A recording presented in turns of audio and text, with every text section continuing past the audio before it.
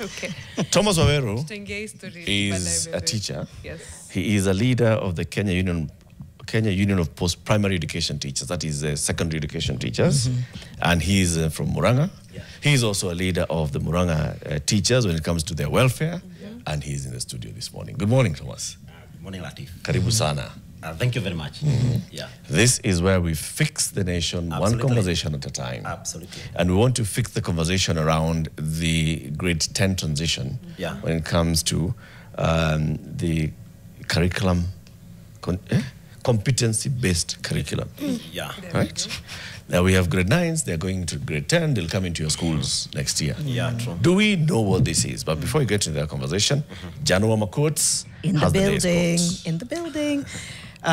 There's a quote here that was said by an American politician and environmental activist called Ralph Nader. And he once said, the function of leadership is to produce more leaders, not more followers. The function of leadership is to produce more leaders, not more followers. Yeah. Make sense? Absolutely makes sense. Yeah. Because when I reflect on that, and you see, when you say more leaders, not followers, leaders are able to make informed decisions, calculated moves in the next foreseeable future, soon and later, far from now. And when you look at the education sector, more specifically in Kenya, because we are a developing nation, you realize that we need more of that notion and that idea more than any other nation in the world.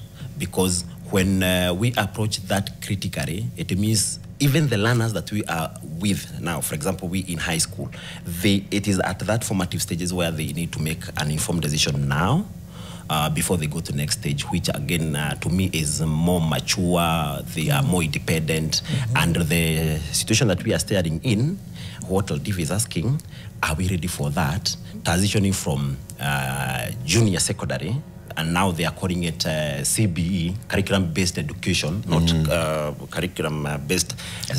not competency-based curriculum. Yeah, exactly. Competency-based education. Yes. So we need to make that information, and leaders are certainly people who can stand on their own, not necessarily following a certain line of thought, because even teachers, and we call ourselves designers, you design a path, then you let the learner follow that one almost naturally, without interruption.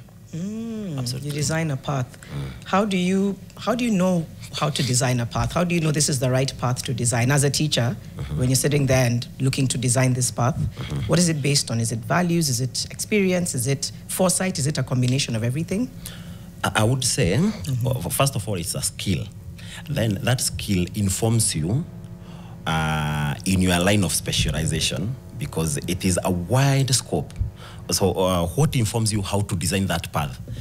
It is what is needed in the next 1 year, 10 years, a decade from now, moving forward, because things are changing. For example, the teacher of today is not the teacher that was there 20 years ago. They might be there present, but it's not the teacher who was trained 20 years ago. Actually, when you go to any university here now, or any college that is training teachers, they are not trained the way teachers were trained 5 years ago. There is a paradigm shift. Now, what informs you how to design a path for your learner is, first of all, do you have passion for that? Because any other thing is changing, but you'll do what is actually interested in you, what you are particularly interested in. So to answer your question precisely, a teacher must be informed by the current trends. That is number one. And number two, how to discriminate content.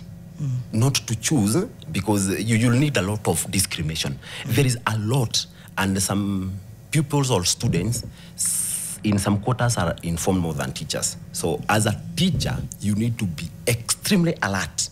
What is it that you need to do? And at times I feel we need to recognize the JSS teachers who are currently in practice. Those people were thrown into practice without preparation. And they have hit the ground running. If you take an ordinary teacher in classroom, it will be a total blackout because they don't know how to first of all approach it. These people were given practice, hit the road running, but they were not given the preparation. First of all, the adequate preparation that was required, and number two, which is most importantly, the resources. When you go there, Latif, they will tell you, improvise everything, including things that are not improvisable. Something like a brain. You cannot improvise a brain, but of course, creativity is unlimited. So some things you need to be practical. Okay. I hope I've answered. Yes, you have. That's a good answer. Mwalimu, where do you teach? Okay, by the way, Latif, you didn't give me a chance to introduce myself. But Please introduce yourself now. All right. Now, my name is Thomas Waweru. I am a teacher of English and Literature in Murang'a, Kandara Sub-County, a school called Kironguru Secondary School. It is a school in Kandara, and I'm particularly passionate about English and Literature and those students that I teach there. I consider myself a mentor to them, and they also know that I value them. And maybe in this during this time, I should say hi to my students. I know they are learning. We'll watch the video later. Yeah. By then, they have ever come here, so they know the studio. Okay. And they will watch the video later with our permission. Yeah. And also my colleagues in Kironguru Secondary School, Kandara at large, and all the 9 sub-counties in Murang'a. I love you so much. Let us fix the nation. You said Kironguru Secondary School. Kironguru Secondary School. Okay. Yes. Fixing one conversation at a time. At a time. I like that. As a teacher and also as a leader, I'm sure you've been engaged on these conversations about CBC, CBE. Yes. Right? Yes. Secondary, now you'll have students for 3 years and not 4 years like before. Yes. Now you have students in senior secondary for only 3 years. Yes. And they're coming in, the first cohort is coming next year. Yes. So Kironguru Secondary School. Yes. Is it going to be offering, what are those career paths? Oh, the sports science. STEM, sports science, and creative arts. Yes. And social sciences. Yeah, true. Now, the structure is, initially, there was a definite structure that was released by the Ministry of Education, and schools were categorized according to their resources and how they are allocated, because ideally, the idea was not to take learners from far from like it is being done in 1944. So schools were initially categorized, but now as it is, each school should be self-satisfactory, meaning every school should be able to provide all those career paths. So there will be those are anchored along social sciences, sports, and like where you are breaking them down. And in those 3 years, we are anticipating that we shall have all the entries coming and being provided with. So it is not like the way we were thinking that a school like, let's say, Mangu High School will be majorly be predominant, focusing on STEM. So even a school like ours will be able to provide that. And we are ready. Now it depends on the practicality of it when it comes to the ground. Right. You are ready. Are other schools ready? Because to offer all 3 pathways requires massive investment, I think. Yes. When you think of the Mangus, and so they're ready to offer STEM as a pathway. They're ready to offer, arts and sports science. They're ready to offer social sciences as well. Across the country, though, I think that looks very different. I think most schools would be better suited to offer social sciences and arts and sports science than STEM. Even though most learners will be sent into STEM, if I'm not wrong. That was the communication. Yes. Yeah. And you have done a brief and captured perfectly well the notion that is in most of the Kenyans' populace, what is their thinking. And now the uncertainty of this is when the students themselves are asked what they would want to do, 90% would want to, we will actually choose STEM anchored courses. Because their parents told them. And a whole lot of these students are not well informed. That is why we were talking about choice of information, discrimination, and what ultimately you settle on. Let me answer your question this way. Are most of the schools in Kenya ready to do so? Most private schools, I presume, are ready, because when you look at the practicality and implementation of the CBE, I think it is being done better in private schools, especially those ones that are around major cities, and they are serious in the conceptualization of that idea. Now, where the rubber meets the tarmac is now in the public sector. We have a lot of students, a huge number that has been brought there, and the numbers don't commensurate with the funding. Let me give you a figure that is from the Treasury. This year, the budget cut for 2025-2026, it was 656.6 billion for the Ministry of Education. Okay, there is a breakdown that I won't go to because not entirely of that we go to the implementation of education, right? Then last year it was 628.6 billion. We'll be entering June soon after. Okay, so close. Now, part of that has actually not been factored in on how to ensure that there is smooth and consistent transition from grade 9 to grade 10. I can tell you, we are staring at a huge thing that we should have been ready 3 years from now. Let's say we are in 2025. Whatever we are staring at, we should have been ready in 2023 latest. So when it comes to implementation, there are so many things that we are staring at, notwithstanding resources, but personnel preparedness. Are these people prepared? Last month, now they were finalizing on training the JS teachers on how to mark, how to assess, and assessment of the... Last month, yes, Eric. Yeah, the assessment of the... He's giggling, we'll get back to it's just like last month, yes.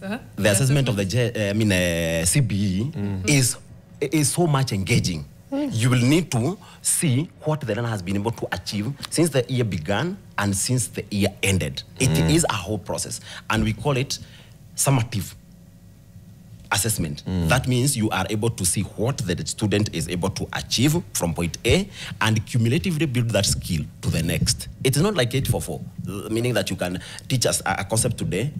For example, in literature, you train how to identify a character, then it ends there. You come and generate that tomorrow.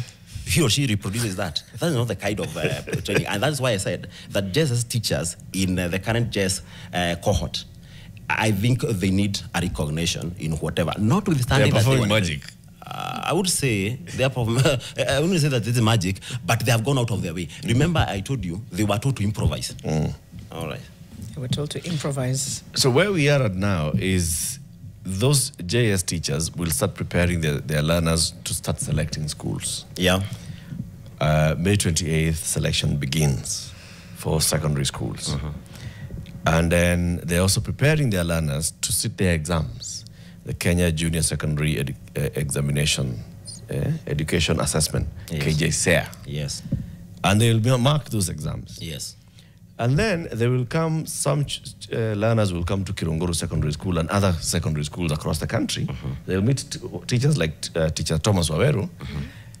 Is Teacher Thomas Waweru prepared or equipped to receive these learners and to know how to treat the learners who are in different career pathways? Remember, as we speak today, Teacher Waweru, you're teaching learners who are all in one pathway. In 844. All right? This is what you are from 1 to Form 4. I mean, you don't have Form 1s now, do you? No, you have. We don't have Form 1s. We have Form 2s. Form 2s, Form 3 and 4. You are teaching them what you've been teaching. Yes. Now, there'll be those ones who come next year. Just practically. Are we saying that we are going to have a grade 10 STEM, grade 10 arts, grade 10 sports? Are we going to have grade 10 A, B, C in STEM, grade 10 C in a class year arts and social? Are they all going to be in the same classroom? How is it going to look like? They are today in grade 9, all of them in one class. But when they go to grade 10, how do they veer off? Now, this is the thing. When they step in the high school, it will be called senior school. Senior school. Senior school. When they come to senior school, they will meet all of us. That we've been teaching the 844, and now we are hurriedly preparing to receive them and also hurriedly to clear the lot that is exiting 844. Latif, what is there, when these students arrive, they'll be all in one room.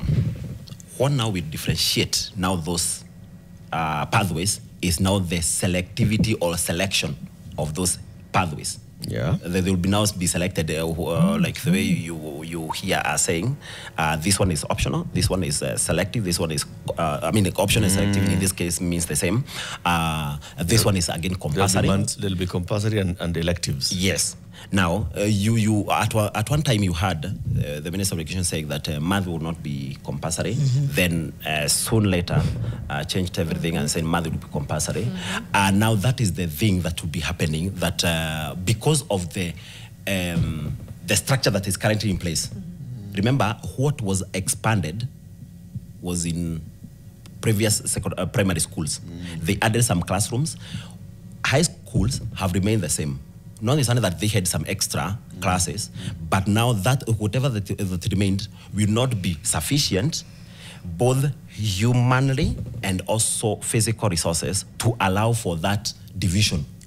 So they all be in one cluster, now branching out to specialization as they climb up the ladder. In the class, so it's the timetable that will have some time when now you split, now and others you're doing the common. So some you're doing compulsory, and then now when you split, yes. Am I looking? Is it like a way a day runs? like in the what we morning, math, English, compulsory. Then after break, everybody goes in. Absolutely. Okay. Yes. But might some of them be burdened more than the others? So, for example, you might have, and maybe I've missed it in terms of the selection, that there's a huge population of students who are leaning towards a certain path. Yes. What happens if there's 2 versus 20 or 15 or 100? Right. That's a good question. The lab can hold 40, there's 80.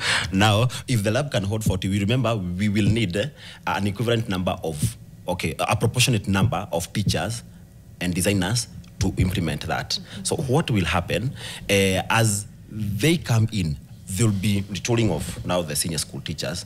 That retooling will now inform the teachers how to guide the learners to select, because it will not be left, I can tell you, it will not be left to the learners entirely. So there will be that balance.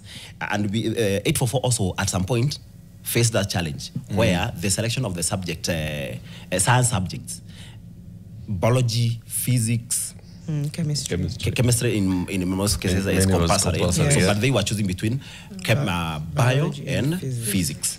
So you would see that initially, majority of students would want to lean towards physics. Then later, naturally they would drop off.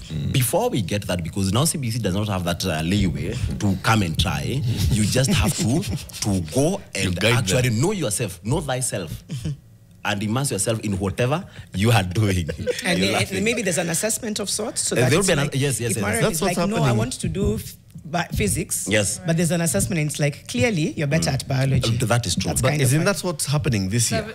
In grade 9? Is it happening cumulatively in 6, 7, 8, 9? 7, 8, 9. Or is it happening just 9? Okay, it will happen cumulatively for the last 1 year. But now,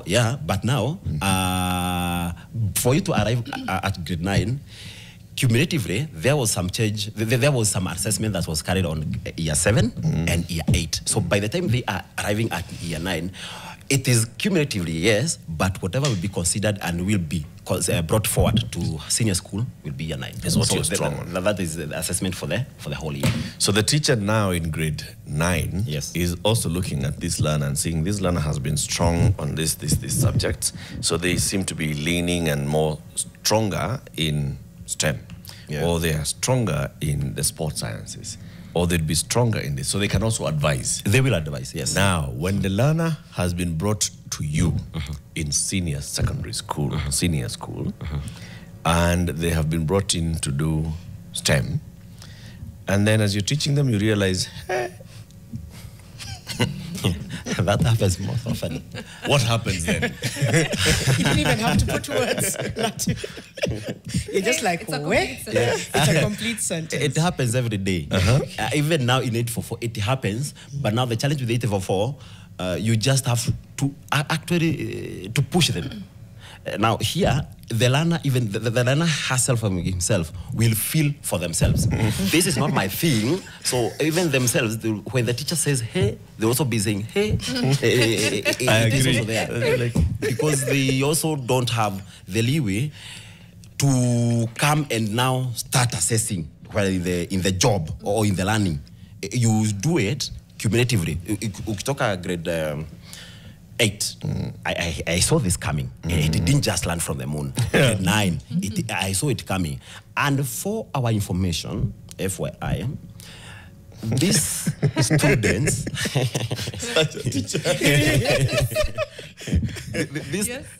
these students, they have, there is an overwhelming content. You see, do you know they also do set books? The one that we are doing in high school. And it is not three like majority of schools are doing in high school. They are doing more than 4. More than 4, yes, more than 4. Junior secondary school. In junior secondary school. And that's not overwhelming for them? That's why I've said it's overwhelming. But I believe there is a criteria for that. Remember, in 844, they've been doing, majority do 3, but another huge lot also do 3 and above. I know majority of extra county schools and above, they do more than 4. But now, when you do, within a period of 2 years, you do more than 4 set books. What does that one hint to you? It tells you, and that one is English alone, actually literature alone. Then there is a bit of English, then there are other subjects that will be coming. Now, they're not called subjects. So there is a name for that. And when the students are learning, they can totally immerse themselves and feel, this is my thing. Or the way you are suggesting, Janet, is that they will not feel it is working or it is not working. They're not with about it. Yeah. There's usually, like, in universities, at least they'll give you a semester or 2 to just, even if in high school you knew I am more inclined towards STEM, that's why I'm going into engineering. I'm more inclined towards social sciences. I'm trying to get into law or something, or political science. But there's still a semester or 2 where you can kind of, figure things out. And if you're like, maybe not, they'll give you that leeway, at least towards the end of the first semester, to change your course. Is there something similar? In the universities, it's called interfaculty transfer. Yes. In now junior school and senior school, there is no such. You would have to decide way ahead of time, and that is why we said we are much ahead. Do your thing before, know that yourself. So and there'll be guidance for that, and there are established offices for that. FYI, Mariam, We need to go into a break. for our information, FYI, It's half past 8. Already. Okay. It's time to take a break. We're having a conversation about the transition from grade 9 to grade 10. If you've got a learner in grade 9 and you're wondering, so from May 28th, next week, they will be selecting. Is it next week? Next week but one. Next week but one. Next 2 weeks, next week but one. They will start selecting their career pathways, because come next year they'll be moving into senior school, and the senior school is not where they're currently domiciled in primary. So they'll be going into different schools. Now, are they prepared? Do they know? Please listen to this, and you can also ask questions to teacher Thomas Waweru, who is a teacher from Murang'a County in Kirongoro Secondary School in Kandara, Murang'a County, and is also a leader of the Kenya Union of Post-Primary Education Teachers and the Murang'a Teachers Welfare. Back in a moment. Makes some feedback online. Ngoro Peter, I'm being told to go choose 12 schools for my son. Kindly guide. 12. 12. Smallest ever. My niece is doing well in running. My sister was advised that when choosing a school, she should select one that can nurture her talent. They believe she could become a great marathon runner. Okay. And Lenny says... That's good advice. That's good advice. So was she told, like, what school? He hasn't said. Because all schools will offer all career paths, right? For example, Kirongoro Secondary School, are you really good at teaching people how to run? We have a games teacher, Mr. Maina. He is a very good runner, but now you see that one is from the needs perspective. Now here comes the passion and the endowment in that area. Majority of them are not that way, but I believe when it arrives at that particular time, it will have aligned itself along that line. Yes. Is it 1.3 million students transitioning, or do I have the wrong number, from 9 to 10, roughly. Yeah, over roughly. a million. Over a million, yes. Roughly. This time it's over a million. It's over a million. But Because in the transition to grade 7, because of that whole, well, it was last year in the last KCP that also had many more students were enrolling because they were like, these are last standard 8. Yes. Oh my God. also people enrolled. So people enrolled. But classrooms, training materials, teachers, I'm still not convinced. It's important that you're here because you are speaking to the fact that from your perspective, you can see where the preparation is. So maybe us, the way you said earlier, we are seeing that it's a bit of it's messy, but it's very hard to convince somebody. Maybe let's even speak to teachers being prepared, for example. Right. Yeah. I was thinking through, and one of my cousins who's a teacher was talking about this retooling and the preparedness level, and she says it's a one or 2 day basic seminar that is meant to prepare you for this entire new way of doing things. I'm thinking, is that really sufficient, Mwalimu, if we're being honest? And what can you learn in those, in those 2 days? By the way, when you ask that question, that one is very pertinent because skill is more important than even the resources because you can recreate resources, but a skill, you have to grow it over a period of time. You've said it very well, and it is from your cousin, that it was a 2 day or a 3 day affair, or sometimes even one. But I want to give credit to the education organizers of these retooling exercises. I believe and I know that they have gone their way out, starting from the sub-county coordinators of education and TSC and education, up all the way to county levels, and I think to national. I don't know how it is fashioned to work that way, but I want to give credit to them. They have gone out of their way. Now, the challenge is what really happens within that space of that 1 day, 2 day, or 3 day. It should be specialized training, especially in that you are going to bring people who are endowed and immersed in that field. They do it well that they train subject by subject, but in other areas, they train wholesomely. And that one is so general. Higher. I also want to give credit to teachers themselves. When a parent like the one that you have read, Janet, that she was taught to choose from 12 subjects, I believe the maximum you should be taught to choose from is 3. Or she said 12 schools. 12 schools. That one is even confusing for a parent, let alone the child. The parent who should be a little bit more informed on what to do. Now, this is the challenge. The parent herself or himself is not aware of what is happening actually on the ground. They depend on the teachers to guide them. Teachers now will implement the circulars and policies that have been implemented by the Ministry of Education through TSC. Now, the teachers themselves do not have, one, the resources that are required. That one is a fact. It is open to all and sundry. Number 2, when the parents bring their children and deposit them, quote unquote deposit them, to the teachers on the ground, now that is where the learning now starts. I would want to say one thing, Latif, Mariam. I ask you to pause, put it on a pin somewhere, because we have a call on the line. All right. Yeah, Manuel. Emmanuel, good morning. How are you? Fine, thank you, Manuel. Please switch off your radio or TV so we are clear. Oh, okay.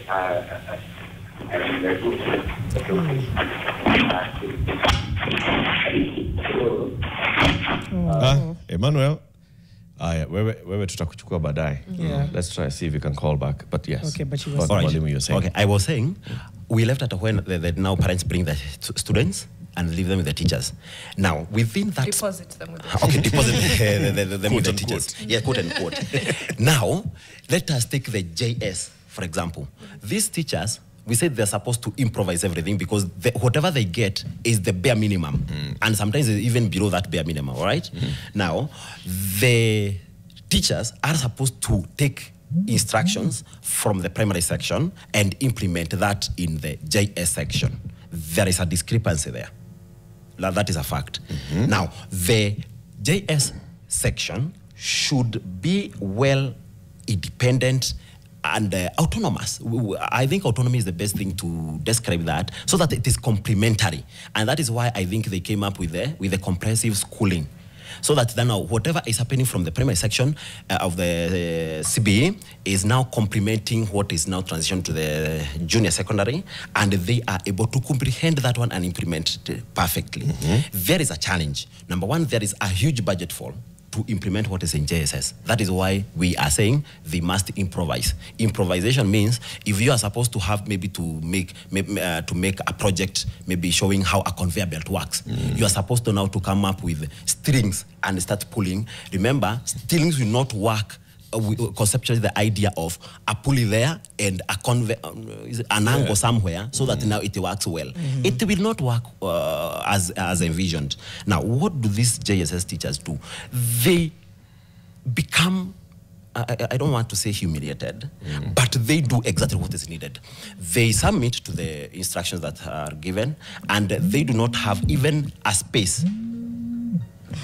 They do not have a space to actually do what is required in their improvisation. So there should be autonomy in terms of budgeting, in terms of, I had it in here,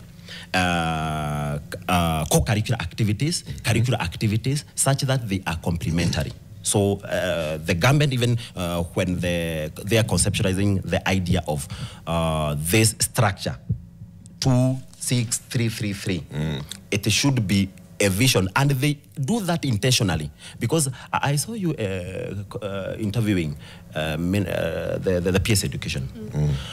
He should have been candid and tell you the budget that he came in, because I believe that is not his omission. He came in when there was a huge budget shortfall, and tell them that now we are going to work around this area to ensure that the JS and the primary section, they are interdependent, but each is independent in terms of even the representation and the funding and resources. Actually, I wouldn't, and I should not be misquoted. They should have even their heads of institutions, because they should. So you're against combining them into one comprehensive school? I don't think it is. Because that's what we have now, a comprehensive school. Yes, it is. With that one way. head. True. Who is a head for senior and junior. Yeah. But then why is it called primary and secondary? and secondary? We remove in any case, so we call it junior school. Juniors, perfectly said. Yes. Yeah. So and I know this one is something that was happening around some time now, and you see, we can only talk. But now, when we talk, we believe we are talking sense, and we want to submit that these people are going to hear us. Yeah. Okay. We have a caller. He said he's Dennis from Nairobi. Oh, Ben from Nairobi. Ben from Nairobi, good morning. I hope you can hear us. Do you have a question for Mwalimu? Good morning. I can hear you clearly. Hope you can hear me. Yes, we can. Please go ahead and ask your question. I have two questions. Okay. One is regarding the boarding section, because we are used to national schools taking all over the country. Right. And if I understand CBC well, they talk about your region, they teach you a lot from your region. I don't know what they call that name. So I'm extra not sure county. Yes. So is it that, say, Nairobi school will be taking from Garissa and the rest, or the NEMIS number will factor in where you're being picked from? My second question would be on the talent. Say you have an area whereby the schools are not well equipped with sports, and the best one is in the national school, which is maybe a distance you have to commute. I'm not sure how the selection will, because now it means you take your kid to boarding, if boarding will be there. Those are my two questions. All right. Thank you, Ben. Really good questions, Walimu. Perfect, good questions. And I think we needed to have factored in that. Let me start with this first question on the boarding part. The categorization and selection of students will be done in regions. So in their envisioning, no students will be boarding, such that boardings will be abolished. And that is in open.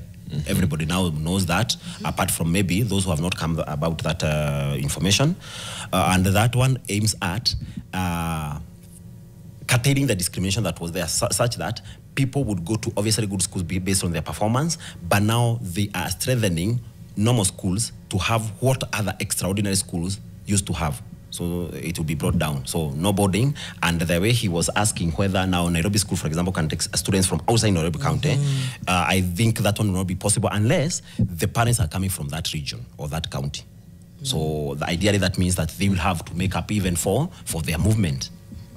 But I thought, Mwalimu, that we still have, much as we were trying to run away from categorization, but the reason why they're selecting 12 schools is because they still have those categories. So you're still selecting many schools from the sub-county level. Yes. Some schools at county level, some school at extra county, some school at national. Then how your performance at KJSEA is still going to determine whether you end up at national, extra county, county, or sub-county. We have 4 categories. We have 4 levels. Yes. And those 4 levels inform the kind of schools that we have. The lowest level is sub-county. The second level is county. The next level is regional. The last level and the highest level is national. Even if we were to have many levels or many choices to choose from, how would we arrive at 12 schools? Science and statistics inform that when you are presented with a huge selection from, you become confused. Even the researchers, when you invite them here, they will not come and tell you to choose from a list of maybe one element to choose from 12 or to classify it in terms of 12 subcategories or even more. And I want to believe that they had an informed way of coming up to 12. But when we have 4 levels of characterization and they are having these things now cascaded down into choices, I believe every pathway can be represented in every level, such that you can choose one part, the lowest level, the second one, the second level, like that until you have chosen all your level. And again, you are not endowed in all the pathways. For example, I know my line is social sciences. I'm perfect in that. Why would I need to choose the others that I know I will not pursue? Okay, the second part was on talents. I think we have touched on that. And that one, the government and the Department of Basic Education will have a lot to determine when it is now categorized students in where they can be nurtured more than even the curricula thing, because the talent part is more of endowment rather than the part of brain where now curricular education now or the learning can be categorized into. But it is important that we know that this thing has been there for some time and it is being done to realign. Now, with that, it informs you that, of course, the first year will have some challenges. The second year will also have some challenges. But up to when can we say that these challenges must prevail? Because remember, we are dealing with lifelines of children who will come and start implementing their lives. We cannot do a practical with the life of a student. We must have done a survey or study to do that. Right. I mean, for teachers like you, you know, just from this interaction, I'm like, okay, Mwalimu here, there's passion, there's intentionality, there's expertise and guidance. There's just a worry that not everybody either possesses the same access to training and resources, and therefore there are going to be some compromised children. That's just my concern. Okay. Yeah. No, it was just a statement. I didn't want to respond to that, but now it hit me differently because when you, like a school of mine, where I come from, we are basically struggling with doing normal learning and things. I know there are schools that are not struggling, but many schools, the reality for they are, and principals will tell you, I know this is not in my quota to say that, but principals were on the record saying that they've been set up for failure. Why? Because the resources are barely half enough. Number two, they are hell-bent to produce excellent resources. How do you do that? And whatever I'm doing here, I'm actually doing the Lord's work to say whatever people need to have been given should commensurate to what you are expected. Even the Holy Bible says the parable of the talents. Mwenye akona kidogo atanyaganywa iongezewe mwenye akona mingi. So it should consumulate with what we are looking at. Well, then we have Sylvester. Sylvester in Nakuru has a comment he'd like to contribute to this conversation. Sylvester, good morning, Fixer. Yes, good morning. Thank you very much for calling in. What's your comment? My comment is just congratulate you, the callers. Now, ndio nimeingia show Makambaya. Ni tangu tu ni kwa ndio tu ni ongeza tu hiyo imeenda. Sylvester, asante. We didn't get exactly what you were saying, but well, thank you for calling us in and joining in this conversation. But as we conclude, Yes. You said you're a leader in Murang'a County Teachers Welfare as well as KUPPET. What and you've just touched on it when you're saying we're not utilizing the talent ichukuliwe. In terms of welfare issues, yes, and you're pushing in, what is it that you are advocating for welfare of teachers? That one is a huge thing, and let me just touch a bit. Number one, the CPG that was introduced in 2017 when the CBA came in, it should actually go in line with the effort and the training of the teacher. That is number one.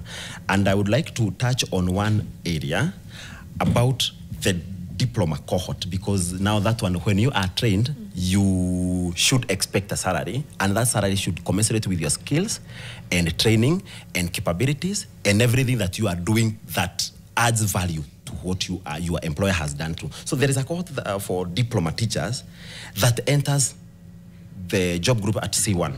So the maximum level that they have risen to is C2. So the kind of competition that happens between them and now ourselves, their fellow counterparts with degrees, is like, it is unfair. Wale wa degree wanapanda, hawa job group ya cohort ya hilo diploma inabaki hapo. So the CPG that was introduced to 2017 halted the recognition of higher education, and the promotion will not be based on education. So where you came from, where you entered from, probably that is what you be interviewed and get your remuneration from that. Number two, we are now entering the most important part for teachers for the next 4 years. Why? We are now entering a new financial year, June 1st, isn't it? The government introduced July 1st. July 1st. Yeah. The government introduced the CBAs, which you sign every other 4 years. The last CBA to be signed between the TSC and the union for teachers, for us is KUPPET, was done in 2021. And that is when now the benefits that we are having, although not enough, were brought in. And we didn't get any monetary benefit there. So we were saying we needed to actually have promotion based on education, qualification, what you have gained since you are employed, and skills, more importantly. It should not be based on a vague criteria that you don't know. There was even a meme that was doing rounds on social media after the promotion for teachers. A mwalimu checking for his name on their list. Anaangalia hadi anatoa miwani, akona miwani kama wewe.